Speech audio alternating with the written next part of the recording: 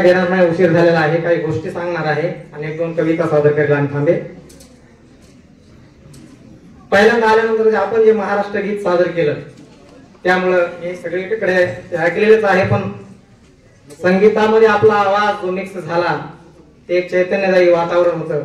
आणि दुसरं गाणं, दुसरं गीत, इतनी शक्ती हमें देन दाता, हे अतिशय अर्थपूर्ण असं गाणं आपण गायलं, सादर केलं. आणि त्यामुळं इथे एक चैतन्याचं वातावरण तयार झालेलं आहे. 4 वळी माझ्या लेकरांसाठी. डॉक्टर साहेब, ज्ञान संस्कृती संस्काराचं इथं चैतन्याचं गाणं आहे. ज्ञान संस्कृती आणि संस्काराचं इथं चैतन्याचं गाणं आहे. आणि साई पब्लिक स्कूलची ही लेकरं म्हणजे खणखणीत नाणं आणि 52 कशी सोनं आहे.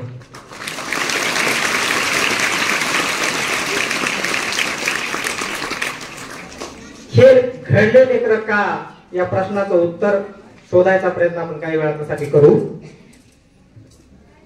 माझं पालकांशी एवढंच सांगणं आहे की आता चव्हाण सरांनी या ठिकाणी फार सुंदर सांगितलं की मूळ शाळेत येतं याचा अर्थ शाळेच त्याच्यावरती लक्ष आहे असं नाही. पालकांनी त्या विद्यार्थ्याकडे लक्ष दिलं पाहिजे.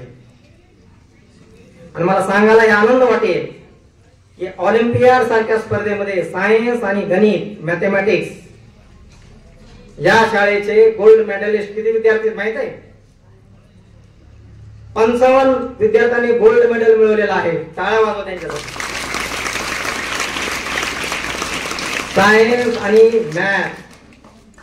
सायन्स आणि मॅथ हे दोनच विषय विद्यार्थी मित्रांनो फार महत्वाचे आहेत. आता सरांनी या ठिकाणी उल्लेख केला नीट परीक्षेचा. आपल्या डॉक्टर साहेब बसलेले बालरोग तज्ञ काका आपले, त्यांच्यासारखं जर तुम्हाला डॉक्टर व्हायचं असेल तर आतापासनं ह्या वेळेपासनं सायन्स आणि मॅथमॅटिक्स, ज्यांना इंजिनिअरिंग कडे जायचं आहे त्यांनी मॅथमॅटिक्स वर काम केलं पाहिजे. आणि ज्यांना मेडिकल कडे जायचं असेल त्यांनी सायन्स वर लक्ष दिलं पाहिजे. फिजिक्स, बायोलॉजी आणि केमिस्ट्री. आणि डॉक्टर साहेब, मला सांगायला आनंद वाटेल की ह्या ऑलिम्पियाड स्पर्धेमध्ये लोणगाव सारख्या ठिकाणी 55 विद्यार्थी गोल्ड मेडल प्राप्त करतात. ही आपल्यासाठी खूप आनंदाची आणि भविष्याच्या उज्ज्वलतेची गोष्ट आहे. तुम्हाला एक विषय सांगतो, तुम्ही बीड मध्ये जाऊन बघा. डॉक्टर साहेब नीट आणि साठी मुलं फक्त क्लासेस वर आहेत आणि ग्रुप ट्युशन लावलेले. पोरं शाळेत जात नाहीत. शिक्षक आहे, जबाबदारी मी सांगतो. बीड मधल्या शाळा काही ओस पडलेल्या आहेत. त्याचं कारण असं आहे की पालक सजग झाला आणि पालकांनी ह्या विद्यार्थ्यांना ग्रुप ट्युशन लावले. आता ग्रुप ट्युशन म्हणजे काय? सायन्स, मॅथमॅटिक्स म्हणजे बायोलॉजी, केमिस्ट्री, फिजिक्स आणि मॅथमॅटिक्स हे विषय शिकवणारे शिक्षक नेमले 15-15 हजार रुपये देऊन. आणि ह्या मुलांना सीबीएसईचा पुढचा सिलेबस 12वीच्या नंतर जी परीक्षा द्यायची आहे नीट आणि जेडब्ल्यू, तिचा सिलेबस आता ग्रुप ट्युशन मध्येच बीड मध्ये शिकवला जातोय. आणि आतापासूनच त्या मुलांना त्या दृष्टीने तयारी करून घेता येईल. त्यांचा पाया भक्कम केला जात आहे. आपल्याला बीडला जायची गरज नाही, आपल्याला फक्त लोणगावला यायची गरज आहे. ह्या मुलावर लक्ष द्यायची गरज आहे. आणि हे मुलं आतापासून जर बनले, हा पाया जो झाला 10वी पर्यंतचा, हा पाया ज्याचा चांगला आहे तो विद्यार्थी पुढे कुठंच मागे राहत नाही. आपल्याकडे पोरं बीकॉम होतात, बीएससी होतात, बीए होतात, एमए होतात, पीएचडी करतात आणि एमपीएससीच्या परीक्षा देण्यासाठी, यूपीएससीच्या परीक्षा देण्यासाठी, स्पर्धा परीक्षा देण्यासाठी 5वी-6वीचा सिलेबसचा अभ्यास करतात. मुलांना तुमचा अभ्यास करतात पोरं, कारण तुमच्या सिलेबसवर प्रश्न विचारले जातात. रात्री इस्रोच्या त्या स्थानकावरून एक यानाचं प्रक्षेपण केलंय हे आपल्याला माहित पाहिजे. ते वाचलं पाहिजे, शिक्षकांनी सांगितलं पाहिजे, तुम्ही शोधलं पाहिजे. मोबाईल आहे तुमच्याकडे, गुगलवर जा, प्रक्षेपणाची माहिती टाईप करा. चॅट जीपीटी आलेली आहे व्हॉट्सअपवर, त्याच्यामध्ये टाईप करा, सगळी माहिती मिळते. फक्त संग्रह केला पाहिजे, ग्रहण केला पाहिजे.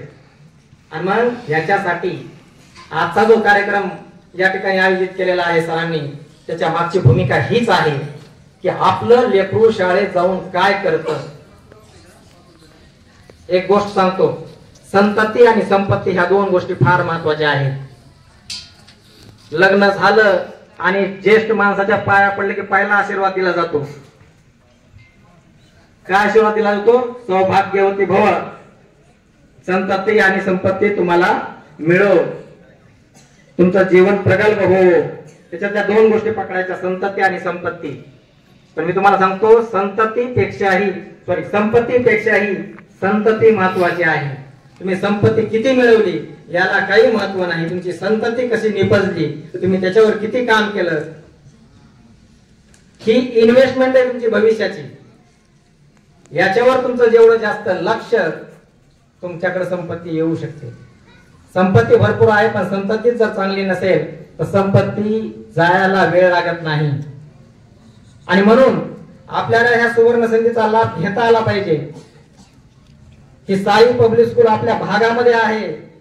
आता कुठं जायची गरज नाही. मी जेव्हा 86, 87 आणि 88 ला 10वी ला होतो दिंडोडला, तेलगावून पायी येत होतो आम्ही. आता स्कूल बस, आता ठीक आहे, त्यासाठी पैसे मोजावे लागतात, तो भाग वेगळा आहे. पण सोयी सुविधा उपलब्ध झाल्या, आणि सोयी सुविधा तुम्हाला फ्री मध्ये कुणीही देणार नाही. लोकांकडे पैसे आहेत पण सोयी सुविधा देणारे नाहीत. आपल्या भागामध्ये ते आहेत.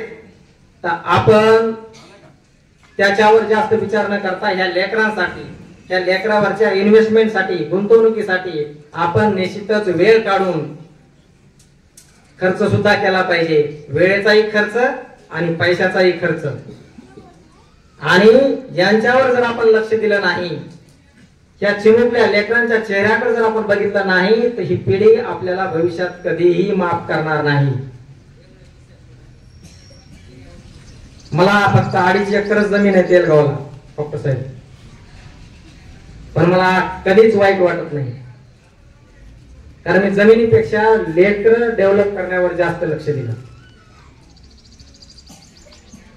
उद्या तुम्ही म्हणतात, पाहुणे म्हणतात, सगळे म्हणतात की मुलं काय करतात, या प्रश्नाचं उत्तर आपल्याला मानवरून करून देता आलं पाहिजे. माझा एक विद्यार्थी चंद्रकांत सोनवणे नावाचा, आमच्या गडीला तो सायन्सला होता. आता सायन्सला गेलं म्हणजे डॉक्टर झालं पाहिजे, इंजिनियर झालं पाहिजे असातला भाग नाही. तुमच्यामध्ये कला गुण असेल, तुमच्यामध्ये काही गुण असेल, काही कला असेल, काही नैपुण्य असेल, तर त्या दृष्टीने तुम्ही काम करा. हा चंद्रकांत सोनवणे, त्याला फॅशन डिझायनिंगचं वेळ होतं. त्यानं आमच्याकडे 12वी झाला, पुण्याला फॅशन डिझायनिंग नावाचा कोर्स केला. कॉस्ट्युम डिझाईन मध्ये त्यानं प्रशिक्षण घेतलं आणि तो आज फिल्म सिटी मध्ये कॉस्ट्युम डिझायनर म्हणून काम करतो आहे. तुम्ही जर बाजीराव मस्तानी चित्रपट पाहिला असेल, या बाजीराव मस्तानी चित्रपटामधली जेवढी वेशभूषा आहे, कॉस्ट्युम डिझाईन, ती सगळी त्या चंद्रकांत सोनवणेने केलेली आहे. ग्रामीण भागात खरी गुणवत्ता आहे, खरं कौतुक आहे. शहरामध्ये काही नाही. यांच्यामध्ये कला गुण आहेत, ते शोधा. हिरा आपल्या जवळ आहे, पण आपल्याला त्याचं महत्व कळत नाही. आणि हिरा घडविणारे हे सोनार इथं बसलेले आहेत. या चिखलाच्या गोळ्याला पाहिजे तसा आकार देण्याचं काम आमचं गुरुजन मंडळी करत आहेत, आणि म्हणून त्यांना बळ देण्याचं काम आपलं पाहिजे. मी मुलगा शाळेत टाकलाय म्हणजे संपला विषय असं नाही. आज काय शाळेत शिकवलं, घरी येऊन तुम्ही त्याची वही चेक केली, आता तुम्हाला कळणार नाही तो भाग निराळा. पण पाहिली माझ्या पप्पाने वही, माझ्या आईनं, माझ्या मम्मीनं वही, ही भावना लेकरामध्ये जर निर्माण झाली, माझाही अभ्यास घरी आई बघते, वडील बघतात, ही भावना जेव्हा निर्माण झाली लेकरामध्ये, तर ही शिक्षणाची प्रक्रिया कायम चालू असते. मुलगा शाळेत सोडला म्हणजे माझं काम संपलं असा विषय नाही. म्हणून माझी तुम्हाला नम्र विनंती आहे की तुम्ही सातत्याने शाळेत आलं पाहिजे, शाळेच्या संपर्कात राहिलं पाहिजे, शाळेच्या शिक्षकाच्या संपर्कात राहिलं पाहिजे. 10वी पर्यंत 10वीच्या नंतर हे लेकर कुठेतरी लातूरला, नांदेडला, पुण्याला, मुंबईला, कोल्हापूरला बाहेर जाते. तिथं तुम्हाला घरदार, शेती, आपला धंदा, आपला व्यवसाय सोडून जाता येणार नाही. आता वेळ आहे, वेळ काढा, या, मिक्स व्हा, मिसळा. आणि लेकरांचं काय चाललंय, आपलं लेकरू कुठं मागं आहे, कुठं पुढं आहे. हे 55 पोरं गोल्ड मेडल झाले, गोल्ड मेडल त्यांनी मिळवलं. माझ्या मुलाला काय मिळालं नाही, शोधा, त्याला परत त्याची कॉपी करायला सांगा. कॉपी करायची म्हणजे पेपर मध्ये आपण कॉपी करतो तसा भाग नाही. तो करू शकतो तर मी का करू शकत नाही. त्याला मॅथमॅटिक्स मध्ये 100 पैकी 100 गुण पडतात, मला का पडत नाही. वास्तविक पाहता एक मूल दुसऱ्या मुलापेक्षा वेगळंच असतं. म्हणजे बुद्धिमत्ता वेगळी असते, बुद्ध्यांक वेगवेगळा असतो. पण प्रयत्न करणं आपलं काम आहे. प्रयत्न केला पाहिजे, नवीन नवीन शिकलं पाहिजे, नवीन नवीन वाचलं पाहिजे, नवीन नवीन पाहिलं पाहिजे. आपल्या अवतीभोवती काय घटना घडतात आपण मुलांना सांगितलं पाहिजे. स्वयंपाक घरापासून आपल्याला सुरुवात करता येते. कुकर का सिटी मारतं, आपल्या आईला विचारलं कधी आपण? विचारा आईला, कुकर का सिटी मारतं. कुकर सिटी मारतं एवढंच माहित आहे आपल्याला. आणि का मारतं, फक्त भात शिजला. आता आई कुकरची म्हणजे गॅसचं बटन किंवा कुकर बाजूला काढून ठेवते एवढं आपल्याला माहित आहे. पण आईला सांगा, त्या वाफेमध्ये शक्ती आहे. बरोबर आहे? वाफ आणि वाफेमध्ये शक्ती आहे. आणि ती शक्ती आपल्याला सांगते की आता भात शिजला आहे, मला उचलून बाजूला ठेवा. ह्या वाफेचा शोध कुणी लावला? वाफेच्या शक्तीचा जेम्स वॅट या शास्त्रज्ञाने. आपण झाडाखाली बसतो, वरून एखादं फळ खाली पडतं, आपण काय करतो सांगा? घेऊन खातो.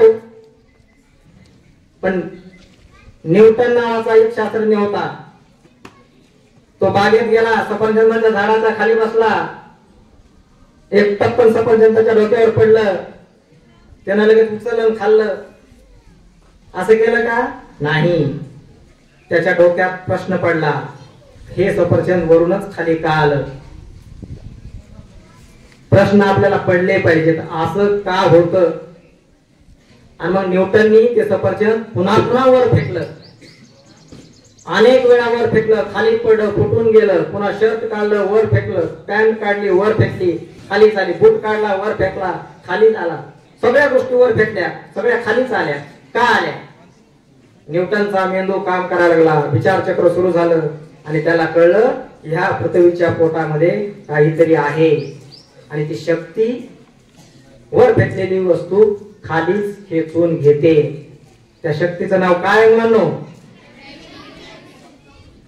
गुरुत्वाकर्षण शक्ती.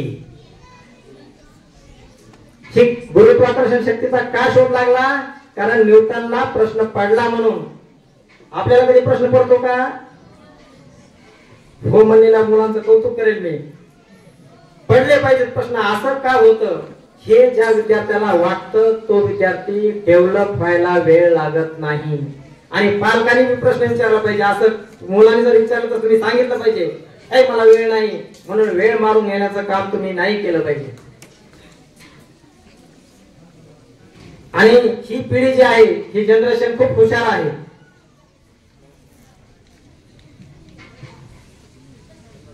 सगळे यांना उपलब्ध. आता कुठं जायची गरज नाही. मोबाईल आहे प्रत्येकाच्या घरामध्ये, स्मार्ट मोबाईल आहे, स्मार्ट टीव्ही आहे घरामध्ये. कुठं जायची गरज नाही. ज्ञान घरामध्ये आहे, फक्त ते घेतलं पाहिजे. एखादा प्रश्न पडला, नाही आला, जा गुगलवर सर्च करा, सगळी माहिती तुम्हाला येते.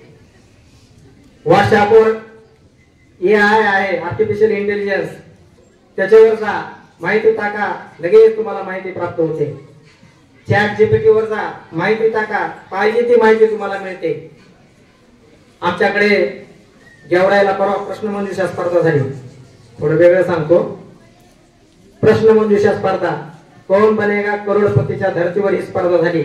असे मुलांचे गट बसले होते, या बाजूला मध्ये स्क्रीन होता, पुढे तंत्रज्ञ बसले होते आणि ते प्रश्न स्क्रीनवर टाकायचे आणि मुलं प्रश्नाचे उत्तर देत होते. काही जणांना येत नव्हते. महाग जो ऑडियन्स बसलेला होता त्यांच्या हातात मोबाईल होते सगळ्याकडे. त्या स्पर्धेमध्ये जे मुलं सहभागी झाले होते त्यांच्या हाती मोबाईल नव्हते. प्रश्न तिकडे टाकला तिकडे पोरं सर्च करायचे मोबाईलवर आणि त्या पोराच्या आधी ऑडियन्सच उत्तर द्यायचा.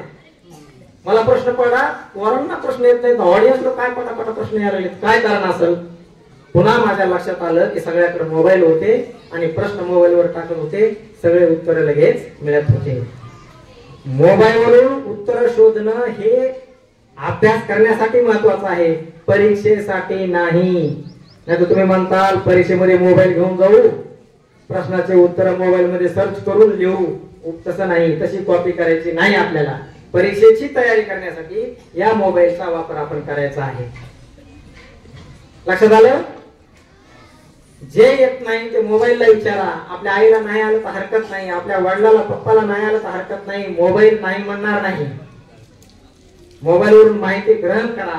आतापासून जर तुम्हाला माहिती ग्रहण करायचं वेळ लागलं, माहिती ग्रहण करायचा छंद लागला, तर तुम्हाला नॉलेज मिळायला वेळ भेटणार नाही आणि तुमचं हे मजबूत झालेलं मस्तक भविष्यात तुमच्याकडे लोक येतील बूम घेऊन प्रश्न विचारायला लागला. तुमच्यामध्ये गुणवत्ता आहे, या गुणवत्तेवर काम करण्याची गरज आहे आणि हे काम करण्यासाठी या शाळेला तुम्ही लेकर शाळेत घातले तर या शाळेकडेही या शाळेला सहकार्य करण्याचं देखील तुमचं कर्तव्य आहे. एवढंच ही गोष्ट मी या ठिकाणी सांगेल. आणि 2-3 कविता या ठिकाणी सादर करतो. तत्पूर्वी वाचन किती महत्वाचं आहे यासाठी मला चांगलं आठवतं, लातूरला शिक्षणाला असताना मला प्राध्यापक पत्रावळे सर म्हणायचे, लगड घरात आलेला प्रत्येक कागद तू वाच. म्हणून मला चांगलं आठवतं, पूर्वी किराणा दुकानावरून साखर मिळायची, माझी आई मला साखर आणायला पाठवायची. मी 1/4 किलो साखर, काही पत्तीच्या पुड्या घेऊन यायचो. दुकानदार साखर कशात द्यायचा? पेपर मध्ये बांधून द्यायचा. पूर्वी आताच्या सारख्या कॅरी बॅग नव्हत्या. 80-85च्या काळामध्ये पेपर मध्ये द्यायच्या. घरी मी साखर घेऊन यायचो, आई ती साखर डब्यामध्ये टाकायची आणि कागद चुलीमध्ये घालायची चूल पेटविण्यासाठी. तर मी म्हणायचो की अक्का कागद चुलीमध्ये घालू नको, मला वाचायला दे. आणि मला ते कागद द्यायची आणि मी तो कागद वाचायचो त्यावेळेस 80-85च्या काळामध्ये. मी तेव्हापासून मला वाचनाचा छंद लागला. वाचा, शाळेच्या भिंती बोलक्या आहेत, काय लिहिलंय ते वाचा. रस्त्यावर पाट्या असतात त्या पाट्या वाचा. हॉटेलमध्ये गेला तर हॉटेल मधल्या सूचना वाचा. त्याच्यातून नॉलेज आपल्याला मिळू शकतं. याच्यातूनच एक घडलेला विनोद आहे, म्हणजे विनोद आपल्या अवतीभोवती घडत असतो. खरं तर माणसाचे जीवन आपले लक्षण माणसाचे असले पाहिजे. माणसाचे जीवन आपले लक्षण माणसाचे असले पाहिजे आणि तोंड दिले देवाने तर खळखळून आपण हसले पाहिजे. आणि म्हणून एका हॉटेलमध्ये आम्ही जेवायला गेलो. आम्ही म्हणजे कोण? मी, माझी बायको आणि माझी 2 लेकरं. आणि हॉटेलमध्ये गेल्यानंतर त्या हॉटेलमध्ये असं वाक्य लिहिलेलं होतं, ओनली फॅमिली रेस्टॉरंट. आता ते वाक्य होतं ओनली फॅमिली रेस्टॉरंट. मी त्या वाक्याकडे बघितलं, वाक्य वाचलं, हसलो. आमची बायको मध्ये तुम्हाला तर काही कळतच नाही, तुम्ही कुठे विदार्थ काढता. अगं मग ते वाच काय लिहिले. ती म्हणली काय? Only family restaurant. मी म्हणलं तिला फक्त फॅमिलीसाठी हे रेस्टॉरंट आहे, ही कॅबिन आहे. मग आपण का फॅमिली नाहीत का? आपण कोण आहे? फॅमिलीच. तर ओनली फॅमिली रेस्टॉरंट घ्यायची गरज आहे का? नाही ना. याच्यामध्ये सुद्धा विनोद आहे. ओरिजिनल फॅमिली रेस्टॉरंट असं आहे. आणि म्हणून वाचलं पाहिजे. दवाखान्यात गेलो, दवाखान्यामध्ये खाली लिहिलं होतं वर जाण्याचा मार्ग. कळलं? आता कळलं. वर जाण्याचा मार्ग म्हणजे वरच्या मजल्यावर जाण्याचा मार्ग. पण ह्याच्यामध्ये सुद्धा काय आहे? विनोद आहे. फक्त आपल्याला तो कळला पाहिजे. आणि विनोद कळण्यासाठी काही मोठं लॉजिकची गरज नाही किंवा सायन्सची गरज नाही. माझी बायको मला नेहमी म्हणते तुम्ही कविता कशाला करता? मी म्हणतो अगं माझ्या प्रत्येक कवितेला 500 रुपये मिळतात. मी काय करतो, जेव्हा कविता लिहितो तेव्हा बायकोला वाचून दाखवतो. बायको म्हणते कविता वाचू नका, हे 500 रुपये घ्या.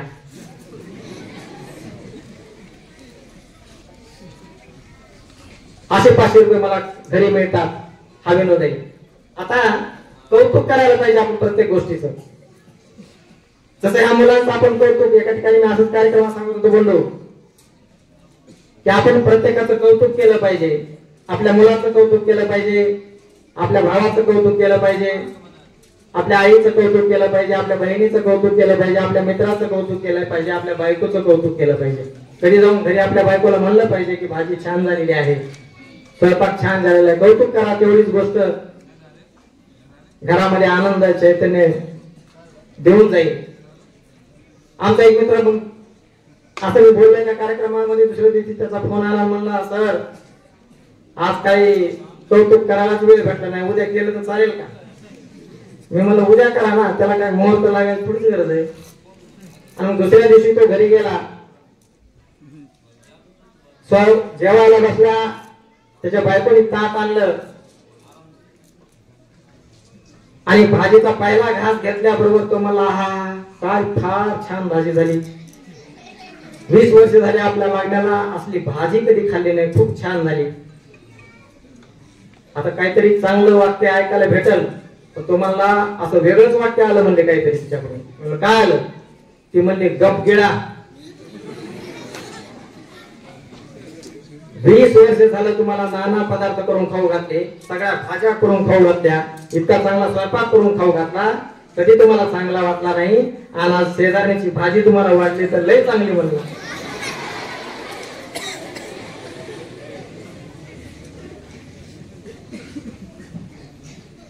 मुलांना कळालं, तुम्हाला काय कळालं नाही हा बाय. वाचण्याची गोष्ट सांगत होतो. आता एक कविता तुमच्यासाठी या मुलांसाठी सादर करेल की वाचलं पाहिजे आपण, वाचाल तो वाचाल म्हणून एक कविता. मला काही गळा नाही, मला नरडा आहे, आणि या नरड्यातून एक कविता सादर करण्याचा प्रयत्न करतो. एक गाणं आपल्याकडे महाग आलं होतं. आता मला साथ द्यायच्या, कुठं म्हणायचं तुम्हाला लक्षात येईल, मी सांगणार नाही कुठं म्हणायचं ते, तुम्ही बरोबर म्हणता. गाणं असं आहे, फक्त शब्दाची अदला बदल केली आणि गाणं तयार झालं आपल्यासाठी. घंटी वाजली,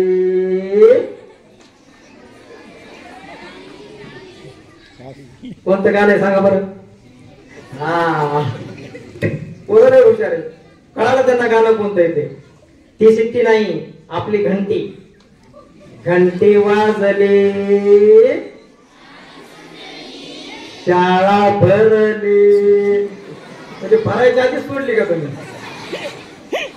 घंटी वाजली, शाळा भरली, घंटी वाजली, शाळा भरली, घंटी वाजली, शाळा भरली, आणि सांगून गेले सर. काय सांगितलं असं सांगा बरं? घंटी वाजली, शाळा भरली, घंटी वाजली, शाळा भरली, आणि सांगून गेले सर. पोरी जरा हातात पुस्तक धर, पोरी जरा हातात पुस्तक धर, पोरा जरा हातात पुस्तक धर, पोरी जरा हातात पुस्तक धर, पोरी जरा हातात पुस्तक धर, पोरा जरा हातात पुस्तक धर. काय धरायचं हातात? दांडा नाही.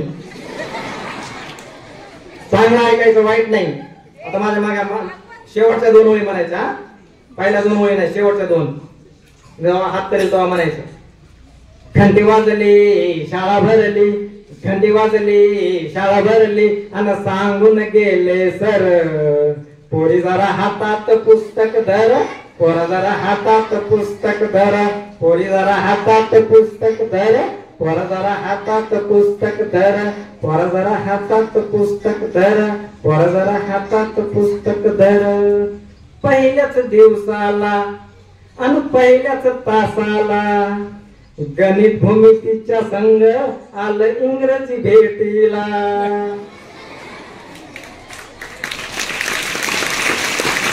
कोण शिकवतं मला गणित भूमिती? मॅथमॅटिक्स कोण शिकवतं? उभा सर, त्यांच्यासाठी टाळ्या वाजवा. आणि इंग्रजी कोण शिकवता? कोणते सर? नाहीत का? नसले तरी त्यांच्यासाठी टाळ्या वाजवा. पहिल्याच दिवसाला आणि पहिल्याच तासाला गणित भूमितीच्या संग आली इंग्रजी भेटीला. चूक घडली छडी पडली, चूक घडली छडी पडली, चूक घडली बाबा छडी पडली आणि मारून गेले सर. त्यासाठी काय करायचं? पोरी जरा हातात पुस्तक धर, पोरा जरा हातात पुस्तक धर, पोरी जरा हातात पुस्तक धर, पोरा जरा हातात पुस्तक धर, पोरी जरा हातात पुस्तक धर, पोरी जरा हातात पुस्तक धर, पोरी जरा. पूर्वी छडी होती डॉक्टर साहेब, छडी लागे छम छम विद्या ये गम गम. आता छडी बी गेली आणि तिच्या माग विद्या सुद्धा गेली. विद्या म्हणजे विद्या नावाची मुलगी नाही. आम्हाला देशपांडे सर होते, लिंबाचा वला खूप करायचे वला, आणि त्या फूकने आम्हाला हाणायचे. तेव्हा आम्हाला काय फुल पॅन्टी नव्हत्या, हाफ पॅन्टी होत्या त्यावेळेस. 85-86 हाफ पॅन्टी होत्या. इथून पाय सगळे उडत असायचे आणि ह्या मांड्या आणि पायावर सर आम्हाला हाणायचे इंग्रजीचे देशपांडे सर. आमचे सकाळचे मार खायचे दिवस होते ते, म्हणून आम्ही इंग्रजी शिकलो, शब्द शिकले, सगळे महिने शिकले, दिवसाला काय म्हणतात ते सगळं शिकलं. आता छडी मारली जात नाही. नियम आहे, कोर्टाने सांगितलंय की मुलांना शिक्षा करू नका. आपण आदरणीय न्यायालयाचा मान राखला पाहिजे. पण दुसरी बाजू आहे की छडी नाही तर विद्या नाही, शिक्षा झाली पाहिजे. पण आता मारता येत नाही. एखाद्या मुलाला आपल्या गुरुजीने जर मारलं, आमच्या शरद सरांनी जर मारलं एखाद्या विद्यार्थ्याला, तर वडील लगेच येतात की एकुलतं एकच आहे, तुमचा काय मारायचा अधिकार आहे, आणि भांडण लागतात, वातावरण कलुषित होतं. छडी नाही, छडी हवी. छडी असेल तर एक छोटीशी दहशत असते आणि त्याच्या मागे विद्या लपलेली असते. तो छडी नाही. चूक घडली छडी पडली, चूक घडली छडी पडली, चूक घडली बाबा छडी पडली आणि मारून गेले सर. पोरी जरा हातात पुस्तक धर, पोरा जरा हातात पुस्तक धर, पोरी जरा हातात पुस्तक धर, पोरा जरा हातात पुस्तक धर, पोरा जरा हातात पुस्तक धर, पोरा जरा हातात पुस्तक धर. दुसऱ्याच दिवसाला आणि दुसऱ्याच तासाला इतिहास भूगोलाच्या संगे आलं विज्ञान भेटीला. हिस्ट्री अँड जिओग्राफी कोण शिकवत? चला त्यांच्या पुढे पाटील सर काय सरांसाठी. आणि सायन्स कोण शिकवत? पुढे सर सारिका टीचर काय मॅडम साठी. दुसऱ्याच दिवसाला आणि दुसऱ्याच तासाला इतिहास भूगोलाच्या संग आलं विज्ञान भेटीला. लढाई ठरू लागली, पृथ्वी फिरू लागली. लढाई कुठे ठरते? इतिहासात. आणि पृथ्वी कुठे फिरते? विज्ञान मध्ये, म्हणजे प्रयोगशाळेत. दुसऱ्याच दिवसाला आणि दुसऱ्याच तासाला इतिहास भूगोलाच्या संग आलं विज्ञान भेटीला. लढाई ठरू लागली, पृथ्वी फिरू लागली. लढाई ठरू लागली, पृथ्वी फिरू लागली. ठरू लागली, फिरू लागली, ठरू लागली बाबा फिरू लागली. पण प्रयोगशाळेत डोकं गरगर.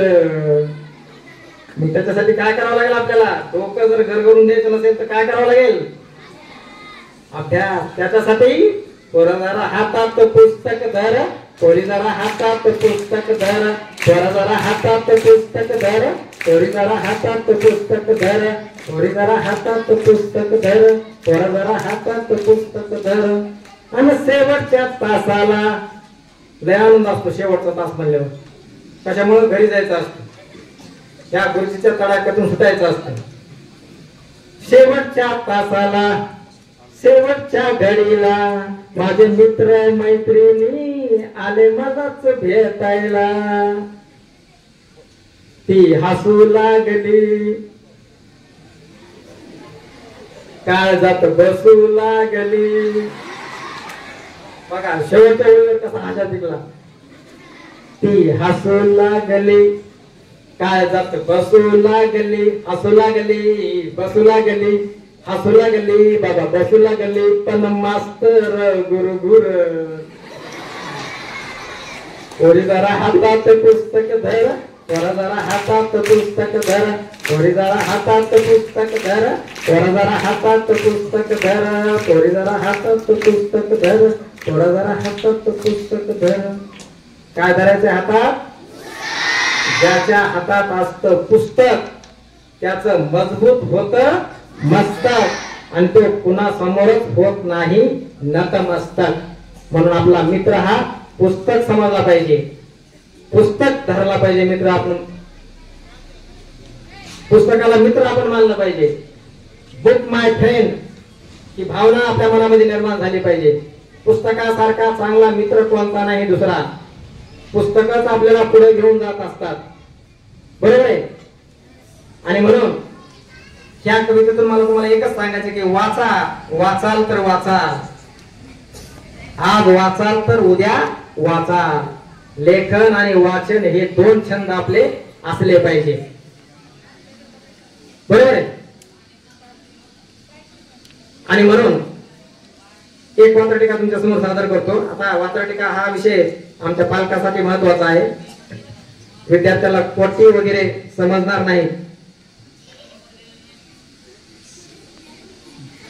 की काही दिवसापूर्वी, काही वर्षापूर्वी आपल्याकडे हागणदारी मुक्ती आणि पानन मुक्ती या योजना राबवल्या होत्या. ग्राम स्वच्छता, गाव स्वच्छता. आदरणीय आपल्या लोणगावचे सरपंच साहेब या ठिकाणी बसलेले आहेत. आपलं गाव पानन मुक्त झालं पाहिजे, आपलं गाव, आपला परिसर हागणदारी मुक्त झाला पाहिजे, स्वच्छतेकडे आपलं वाटचाल झाली पाहिजे. ही भावना सरकारची होती, त्यावेळेस जिल्हा परिषदची होती, शिव होते त्यावेळेस मनोरे साहेब. आणि भल्या पहाटे एक पथक खेड्यापाड्यामध्ये फिरायचं आणि या पथकाकडे गाडी असायची.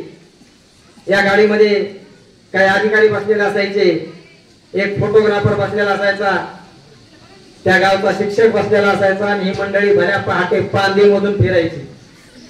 गावाकडे पांदी असतात बघा, आणि या पांदणमध्ये फिरायची. आणि उघड्यावर कोणी तंबरेल घेऊन चाललेला असेल त्याला गुड मॉर्निंग म्हणायचं आणि गुलाबाचं फुल द्यायचं. गुलाबाचे गुच्छेच असायचे गाडीमध्ये. म्हणजे गाव तंबरेल मुक्त करायचं ही भावना सरकारची होती. पण आपले लोक फार विचित्र, होड वावर ही जावळ समजून वागायचे. आणि म्हणून त्यावेळेस पेपरला बातम्या आल्या, फोटो आले, बॅनर लागले बस स्टँड मध्ये, फोटो काढलेले ते सकाळचे. आणि त्याच्यावर आमची कविता एक जन्माला आली. त्यावेळेस ती कविता लिहिली. नंदनवर साहेबांनी फोन करून माझं अभिनंदन करून मला शुभेच्छा दिल्या होत्या की सर तुम्ही खूप छान चांगली कविता सादर केली. ती कविता आपल्याला या ठिकाणी मला घ्यावी वाटली. वेगळ्या पद्धतीची आहे परंतु आपल्याला ती समजली पाहिजे. आपल्याला भविष्यात उद्या तुम्ही या देशाचे नागरिक होणार आहात. काही नाही झाले तरी एक चांगले नागरिक हे बनले पाहिजेत, यासाठी आपण प्रयत्न केला पाहिजे. आणि मग कविता लिहिली. गाव देशीच्या पांदी मंदी गार वारा सुटला होता. गाव देशीच्या पांदी मंदी गार वारा सुटला होता. साहेबाने गुड मॉर्निंग म्हणताच तो ताडकन उठला होता. डोळ्यात डोळा घालून त्याने साहेबाला पाहिले आहे. डोळ्यात डोळा घालून त्याने साहेबाला पाहिले आहे. साहेब थोडा वेळ वेट करा, अजून धुवायचे राहिले आहे. म्हणजे बसणारला बी लाज नव्हती, बघणारला बी नव्हती. अरे हे कसले जल स्वराज्य, इथं स्वच्छतेची गाणी नाही, साहेब कशी करू स्वच्छता, अहो धुवायलाच पाणी नाही. अशा प्रकारची ही कविता होती. आज 31 डिसेंबर आहे. 2024 हा शेवटचा दिवस आहे. कुठं पार्टी करायला आपल्याला जायची गरज नाही. आज आपण एक संकल्प करायचा आहे, एक संकल्प सोडायचा आहे. यावर्षी हे मुलं गोल्ड मेडलिस्ट झाले. माझा मित्र गोल्ड मेडलिस्ट झाला ऑलिम्पियाड मध्ये. मी बी पुढच्या वर्षी होणार आहे, हा संकल्प या निमित्ताने सोडा. आणि 2025 या वर्षामध्ये या शाळेचे 55 नव्हे तर 155 विद्यार्थी गोल्ड मेडलिस्ट होतील. आणि मला सांगायला अतिशय चांगलं वाटेल की 10वी पर्यंत ही शाळा आहे. आणि त्या दिवशी सोळंके सर बोलता बोलता मला म्हणाले की आमच्या 2-3 बॅच बाहेर पडलेल्या आहेत आणि मुलं नीट आणि सीईटी मध्ये चांगल्या प्रकारचे, नीट आणि जेडब्ल्यू मध्ये चांगली कामगिरी करत आहेत. काही मुलं गेले सुद्धा आहेत. मला वाटतं आपले वडवणीवाले सर, सोळंके सरांची मुलगी मला वाटतं कॉम्प्युटर सायन्सला, बरोबर, कॉम्प्युटर सायन्सला ती इंजिनिअरिंग करते आहे. तर पुढे जायचं असेल तर आता पाया मजबूत असला पाहिजे. आता जर पाया मजबूत नसेल तर पुढे जाऊन काहीही करता येत नाही. त्याच्यामुळे पुढच्या वर्षी आपल्या शाळेचे 55 नव्हे तर 155 विद्यार्थी गोल्ड मेडलिस्ट झाले पाहिजे. हा संकल्प आपण या निमित्ताने आज सोडूया. आणि दुसरी गोष्ट, नवोदय परीक्षा असतील, छोट्या मोठ्या चित्रकला स्पर्धे परीक्षा असतील.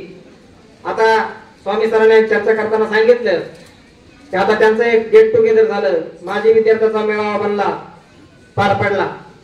आणि त्या मेळाव्याला त्या विद्यालयातून शिकून जे मोठमोठ्या पदावर झाले गेलेले विद्यार्थी आहेत ते तिथे आले होते. त्यामध्ये काही कर्नल होते, काही प्रशासकीय अधिकारी होते, काही पोलीस विभागातले होते. हे सगळे तिथे आलेले होते.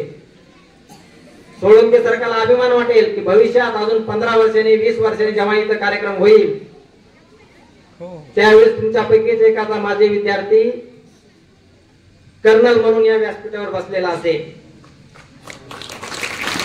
एखादा विद्यार्थी जिल्हाधिकारी, उपजिल्हाधिकारी, PSI म्हणून या व्यासपीठावर बसलेला पाहिजे. तेव्हा या शाळेची मान देखील उंचावेल, आपल्या पालकाची मान देखील उंचावेल. म्हणून सोळंके सरला वाटलं पाहिजे की तो जो मुलगा चाललाय ना तो माझ्या शाळेचा विद्यार्थी आहे.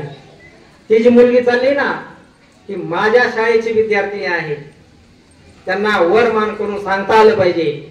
असं काम आपण या निमित्ताने केलं पाहिजे. आणि जास्त तुमचा वेळ घेत नाही, एक कविता परत या ठिकाणी ठेवतो आणि थांबतो. खरं तर खूप वेगवेगळ्या अशा आणि वेगवेगळ्या विषयाच्या कविता आहेत, पण एक कविता पालकासाठी आणि विद्यार्थ्यासाठी सादर करतो. माझ्या बालपणामध्ये एक कविता होती, डब्बा घेतला झाकण फुकट, घर घेतलं अंगण फुकट. आणि त्याच वेळेस सांग ना आई नावाची एक कविता होती, सांग ना आई. लहान मुलाले आईला प्रश्न विचारलेले होते. आणि आता काही प्रश्न या माझ्या कवितेतली एक बाळ आपल्या आईला प्रश्न विचारते. ही कविता मुलांची आहे पण हा विचार करायला पालकाला लावणारी आहे. म्हणून कविता सादर करतो, काळजीपूर्वक ऐका. किती मोठे घर आपले, किती मोठे अंगण, किती मोठे घर आपले, किती मोठे अंगण. अंगणात दाणे टिपायाला चिवताई काग येत नाही, सांग ना आई, अग सांग ना आई, अग सांग ना आई. एवढं मोठं घर आपण बांधले, एवढं मोठं पटांगण आहे आपल्या घराच्या समोर, पण या अंगणामध्ये दाणे टिपायला चिमणी काय येत नाही. किती मोठे घर आपले, किती मोठे अंगण. अंगणात दाणे टिपायाला चिवताई काग येत नाही, सांग ना आई, अग सांग ना आई. दूधवाले मामा येतात, पातेल भरून दूध देतात. दूधवाले मामा येतात, पातेल भरून दूध देतात. मटक मटक दूध प्यायला मनीमाऊ का ग येत नाही सांग ना आई, अग सांग ना आई, अग सांग ना आई. हे माझ्या बालपणातलं वर्णन नाही. प्रश्न विचारा. या प्रश्न ह्या लेकराला प्रश्न पडले, हे असं काय होतंय, चिमणी काय येत नाही, मणिमाऊ काय येत नाही, काय फरक झाला. पप्पा कधीच आमच्यात नसतात, व्हॉट्सअप फेसबुक खेळत बसतात. पप्पा आमच्या कधीच नसतात, व्हॉट्सअप फेसबुक खेळत बसतात. आमच्याशी बोलायला त्यांना वेळ का ग मिळत नाही सांग ना आई, अग सांग ना आई, अग सांग ना आई. मम्मी तुझं बी असंच हाय, मालिका तुझी संपत नाही. मम्मी तुझं बी असंच हाय, मालिका तुझी संपत नाही. अन बेटी पारला जायचं हे तुझं वय काय सांग ना आई, अग सांग ना आई, अग सांग ना आई. मला उचलून खांद्यावर घेणारे, चॉकलेट बिस्किट देणारे. कोण देत असं सांगा बरं. करेक्ट. बघा किती मुलं हुशार आहेत गोरगावचे आणि साई पब्लिक स्कूलचे. मला उचलून खांद्यावर घेणारे, मला चॉकलेट बिस्किट देणारे, मला बागेत फिरायला घेऊन जाण्यासाठी आजोबा का ग येत नाही सांग ना आई, अग सांग ना आई, अग सांग ना आई. मला उचलून कुरवाडत मिठीत घेणारी, हा कुरवाडत मिठीत घेणारी, छान छान गोष्टी सांगणारी, अन गोड गोड पापा देणारी आजी का ग येत नाही सांग ना आई, अग सांग ना आई, अग सांग ना आई. हे प्रश्न आहेत आणि हे प्रश्नाचं उत्तर आपल्याला शोधायची गरज आहे. म्हणून माणसं घरात असले पाहिजेत. म्हणजे काय, घर बसावे घरासारखे, नुसत्या नसाव्या भिंती असं नाही. भिंती आणि नुसतं घर नाही, घरात माणसं पाहिजेत आणि माणसं बोलणारी पाहिजेत. माणसातून माणूस घडत असतो आणि आई घरातली पहिली शिक्षक असते आणि शाळा दुसरी. आई घरात शिकवत असते पापा म्हणायला, बाबा म्हणायला आणि त्याच्यावर संस्कार करण्याचं काम शाळा करत असते. आणि घर आणि शाळा याच्यातला समन्वयाचा दुवा म्हणून पालकाला इथं थांबावं लागेल, इथं वागावं लागेल, इथं राहावं लागेल. आपलं काम बघून ह्या लेकरासाठी, या संततीसाठी, हीच आपली संपत्ती म्हणून या शाळेकडे, या लेकरांकडे जर आपण लक्ष दिलं तर हे लेकर भविष्यात उद्या चांगले नागरिक बनतील, चांगल्या प्रशासकीय सेवेमध्ये जातील, चांगल्या क्षेत्रामध्ये नाव कमावतील. न जाणो एखादा लोणगावचा मुलगा एखादा गायक होऊ शकतो, एखादा या परिसरातला विद्यार्थी एखादा नर्तक किंवा नर्तिका होऊ शकते. डान्स कॉम्पिटिशन मध्ये एखादा विद्यार्थी किंवा विद्यार्थिनी जाऊ शकते. एखादा विद्यार्थी चांगला पेंटर होऊ शकतो, एखादा विद्यार्थी चांगला कलाकार होऊ शकतो, एखादा विद्यार्थी चांगला डॉक्टर होऊ शकतो. डॉक्टर साहेब, मग आपल्याला काय आवडतं त्या आपल्या आवडण्यावर लक्ष केंद्रित करून आपलं करिअर आपण केलं पाहिजे. आपल्याला एखादा गोष्ट आवडत असेल तर त्यासाठी काम करा, त्याच्यावरती लक्ष द्या. हीच या ठिकाणी मला आपल्याला सांगायचं होतं. खरं तर वेळ झाला होता, मला काही जास्त तुमचा वेळ घ्यायचा नाही. फक्त यासाठी या निमित्ताने एकच सांगेल की मला पुन्हा या शाळेत आल्यानंतर असं वाटलं पाहिजे माझ्या बरोबर सरपंच साहेबासोबत आपला एखादा विद्यार्थी इथं नीट परीक्षेमध्ये 720 पैकी 690 मार्क घेणारा हा विद्यार्थी येऊन त्याचा सत्कार इथं झाला असेल त्यावेळेस मलाही आनंद होईल आणि आपल्याला होईल. अशा त्या कार्यक्रमाची मी निश्चितच वाट बघेन. आपली शाळा अतिशय चांगल्या मार्गावरती आहे, चांगली वाटचाल सुरू आहे, विद्यार्थी हुशार आहेत, चॅप्टर आहेत, कळतंय यांना काय बोलतंय ते, आपण काय बोलतो ते चांगलं कळतंय. ही पिढी शार्प आहे, ही पिढी निष्णांत आहे. नाही तर आतापर्यंत पोरं अर्धे उठून गेले असते, अर्धे झोपले असते, अर्ध्यांनी जांभळ्या दिल्या असत्या. पण हे पोरं अजूनही तितकेच सतर्क आहे. अजूनही तासभर जरी मी बोललो किंवा तुम्ही जरी बोलला तर हे पोरं ऐकू शकतात. एवढी बैठक या लेकरामध्ये आहे आणि ही बैठकच ह्यांना पुढे घेऊन जाणारी आहे. फक्त याच्यावर आपल्या हाताची किंवा आपल्या लक्षाची गरज आहे. आपण यांच्याकडे लक्ष द्या. ही लेकरं मोठी होती, ही लेकरे मोठं होणं म्हणजे ही शाळा मोठं होणं, ही शाळा मोठं होणं म्हणजे हा परिसर मोठं होणं, हा परिसर मोठा होणं म्हणजे हे गाव मोठं होणं आणि ह्या गावातले माणसं मोठे होणं. संतती मोठी झाली की संपत्ती येत असते, म्हणून संततीवर लक्ष केंद्रित करा, संपत्तीवर नाही. हेच या ठिकाणी सांगतो. आपण मला या ठिकाणी बोलवलं, माझं पुढचं आपण ऐकलं. शेवटी दगड धोंड्याला सिंदूर लावून उगीच हात जोडू नका. दगड धोंड्याला सिंदूर लावून उगीच हात जोडू नका. माय बाप या परमेश्वराला वाऱ्यावर कधी सोडू नका. माय बाप या परमेश्वराला वाऱ्यावर कधी सोडू नका. सरांनी मला या ठिकाणी बोलवलं. मला आनंद वाटला. माझ्या भागामध्ये, माझ्या परिसरामध्ये एक चांगलं काम होत आहे, चांगली शाळा उभी राहते आहे. या निमित्ताने मला ही शाळा पाहता आली, ते माणसं बघता आले. आपल्या भागात त्या माणसासमोर बोलायला एक भीती आणि एक गांभीर्य असतं, बरोबर. डेअरिंग असला आपल्या माणसासमोर बोलायची एक वेगळी डेअरिंग असते आणि मला आपल्याशी मन मोकळपणे बोलता आलं. मला काही कविता राजकीय या ठिकाणी सादर करता आल्या नाही, त्याची गरज बी नाही. आताचं वातावरण फार गडूळ झालेलं आहे आणि ह्या वातावरणामध्ये अशा कविता सादर करणं मला उचित वाटलं नाही. मला या लेकरांशी बोलायचं होतं. ह्या लेकरांनी ऐकल्या माझ्या 2 कविता, त्यांनी प्रतिसाद दिला, त्यांना समजलं, त्यांना कळलं, हे मी माझं भाग्य समजतो. परत एकदा तुमच्या सर्वांचं मी आभार मानतो.